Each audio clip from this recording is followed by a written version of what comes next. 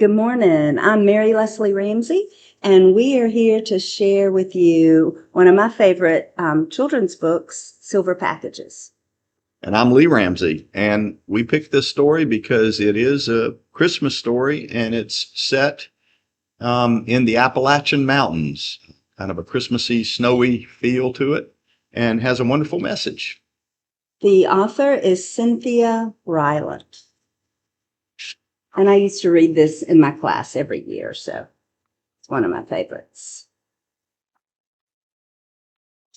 A train comes through Appalachia every year at Christmas time. And though it doesn't have antlers, nor does the man standing on the rear platform have a long white beard, it may as well be Santa Claus and his sleigh for all the excitement the train stirs up. People call it the Christmas train, and it has been coming to them for years. Each new child born in the mountains learns to walk, talk, and wait for the Christmas train. It's everyone's delight.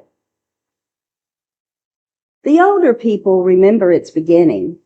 They tell of a rich man who had come traveling through the hills by car many years back.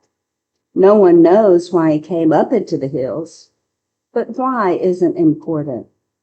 What matters is what happened. The man had an accident. His car just took itself right over the side of a ridge, and the man slumped in the car, hurt and scared. Someone came along.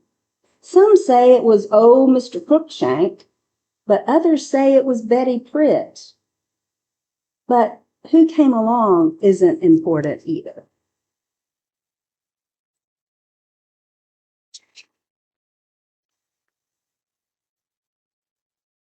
Whoever it was pulled that rich man out of his car and took him in a house in the hills.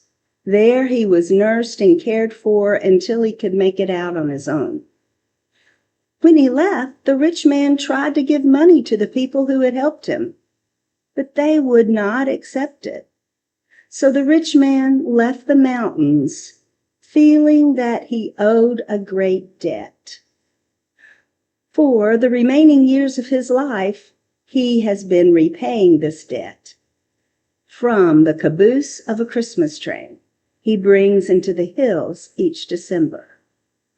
On the 23rd, everybody knows it, the train will slowly wind up and around the mountains. And on the platform of its caboose will stand the rich man in a blue wool coat. He will toss a sparkling silver package into the hands of each child who waits beside the tracks. And for some, it will be the only present they receive. So the train is awfully important. One year, a boy named Frankie stands beside the tracks and waits for the Christmas train. It is very cold, and a lot of snow has come down the night before.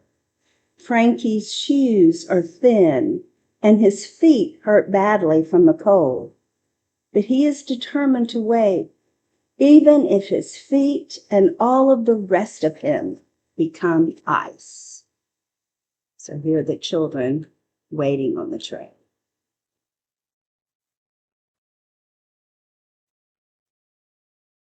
Now, this particular boy wants a particular present. Not just any present tossed from the back of that train, but a particular present, a doctor's kit. He's been waiting for it beside the tracks. The train comes through finally, noisy and steaming and scary. It is so big, but everyone loves to see it, and they cheer and they clap, and some of the mothers even weep to see it coming. Frankie stands there at the tracks, praying for a doctor's kit, till he sees the caboose slowly coming up. And when it is just past his nose, he shouts and waves and runs after the train. His icy feet are aching.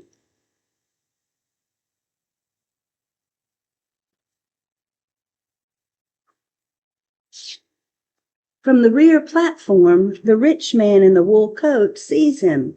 "Merry Christmas," he calls, and he tosses into Frankie's hands a sparkling silver package. Frankie stops running.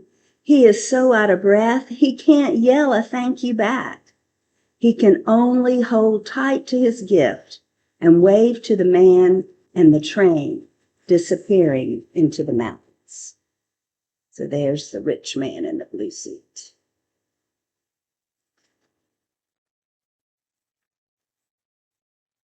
Frankie carries his package home and puts his own name on it and sets it under the family Christmas tree. On Christmas morning, he opens it. It isn't a doctor's kit. It's a cowboy holster set and 3 pairs of thick red socks. Frankie looks at his mother and his father and his brothers and sisters, and he tries not to cry. He wears the socks all winter and plays with the cowboy set all year, but he dreams of a doctor's kit. The next Christmas, Frankie waits again in the cold for the Christmas train.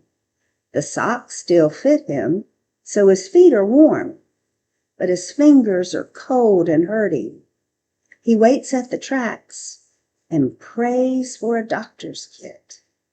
The train comes, and the rich man tosses down the silver package.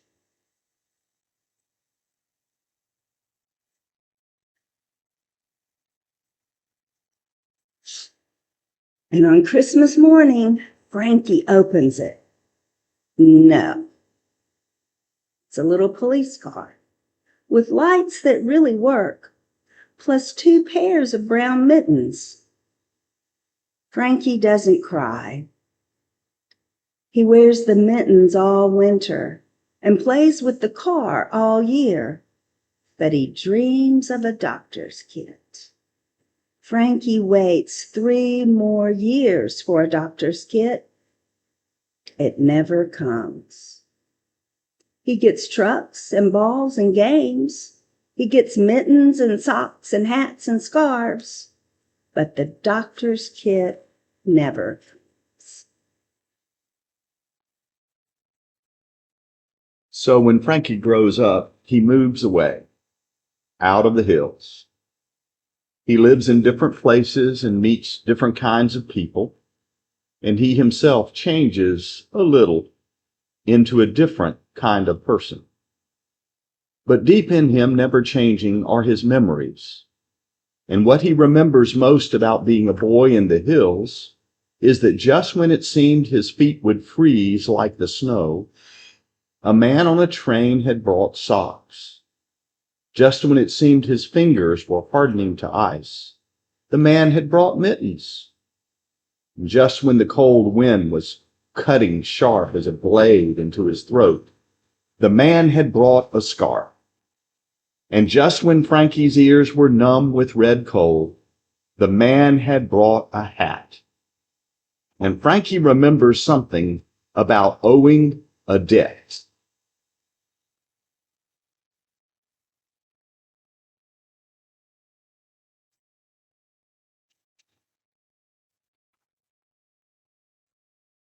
So, a grown man who has been gone a long time moves back into those same mountains to live.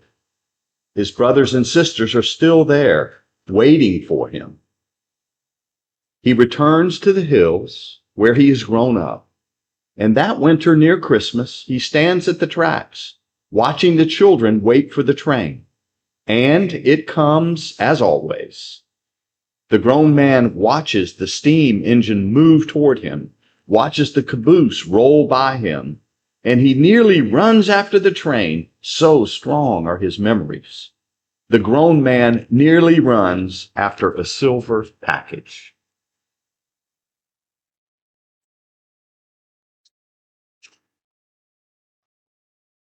But instead, he watches a little girl chase that caboose, watches a man in a wool coat toss her a sparkling silver package, watches the gift land near the little girl's feet, watches her running so fast that she trips on her silver package and watches her fall hard to the ground. The grown man does run now, but not for a train, not for a rich man in a wool coat, but for a little girl.